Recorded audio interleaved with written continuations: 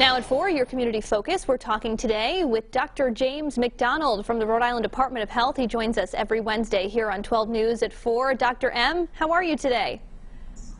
Kim, I'm doing as well as I can be expected, but you know, right now, Team Virus is beating Team Human, so I got to be honest with you, I'm a little concerned. Yeah, we hear that for sure. Dr. M, I was on Twitter earlier today asking folks what they wanted to ask you, and one of the biggest questions we're getting following yesterday's Target 12 report is this: if the Department of Health says it is almost impossible to tell where people are contracting the virus through contact tracing, how can the state be so sure that the spread is not happening inside of schools?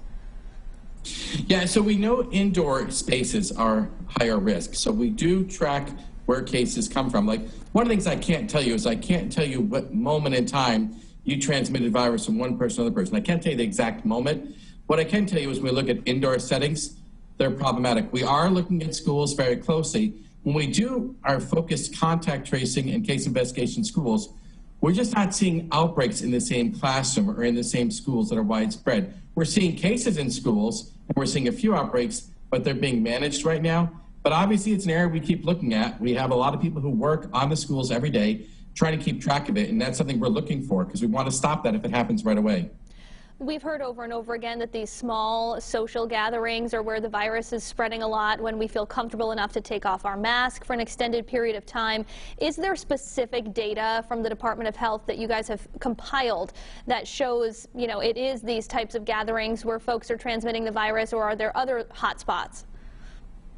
Yeah, it's interesting. I was just looking at some data I got this afternoon from IBM, one of our contractors. They looked at some cases over the last 6 weeks, about 2,200 cases, and they were indoor cases, and they saw it caused spread in over 4,400 people. So, you know, we're never going to beat Team Virus if we're going to have one person infect 2 other people. We'll never win that way, and that's where Team Human needs to look at where's the high-risk location. And right now, high risk is indoors. And so I think we have to look at indoors a little differently, and that's what makes me worried about Thanksgiving, because Thanksgiving, last time I checked, is going to happen indoors for most people. Yeah, on the topic of Thanksgiving, the governor has signaled that there might be a stay-at-home order that she implements for the holiday. She hasn't said anything specific about that. We're waiting to hear what she says tomorrow. But when I asked you about stay-at-home orders at the end of October, you said it wasn't probably the best solution and also wasn't likely at the time. Have your thoughts changed on that? Yeah, things have changed a lot since then, haven't they? Right now, we're at a point where we're worried about hospitals exceeding capacity, and I was more optimistic we would have other opportunities to succeed. What we're seeing now is record number of cases, 4 digits worth of cases today, 1,280 cases. That is just really sobering.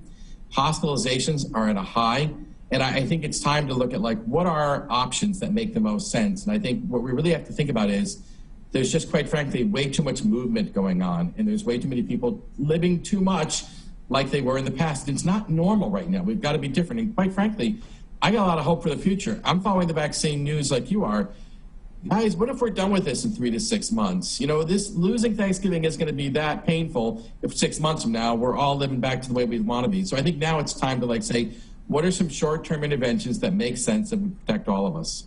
You've been mentioning hospitalizations, and they continue to climb, the highest now since they've been since mid-May.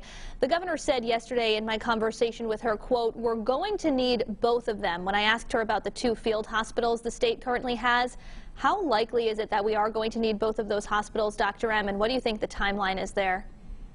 Yeah, you know, it's possible we're in the Cranston Field Hospital in 3 or 4 weeks, which makes me concerned. I've been there, by the way. It's nice. You'll be comfortable if you have to go there, but I don't want you spending any time there. But if we have to use the one that, you know, Life's put together, you know, we have it, and it's good that it's still available to us, but I think we have to think back about how did we get here? And my friends, when I talk about Team Human versus Team Virus isn't confused. They just want to find a host and cause an infection. Team Human, we got to stop being confused. This is a completely preventable disease. Team Human, we all have to get on the same page, because we're not fighting each other, my friends. We're fighting Team Virus. That's where we need to find success. And Dr. M, just quickly before I let you go, you'll be joining me tonight for a 12 Town Hall that will air live on our website and our Facebook page tonight at 7:30 to discuss something else, the opioid crisis. Can you just quickly tell folks why this is something that health officials are so concerned about right now? Yeah, my friends, the pandemic isn't occurring in isolation. The overdose epidemic has gotten much worse. It started getting worse before the pandemic, and we're really actually in a syndemic. A syndemic is when you have multiple epidemics happening at the same time. So we're going to unpack that a little bit. Come hang out with us tonight at Facebook. Join me in the living room. We'll have a good chat. We certainly will, Dr. M. Thank you so much for being with us, and we'll see you tonight, 7:30 on WPRI.com and the 12 Facebook page. Dr. M, thanks.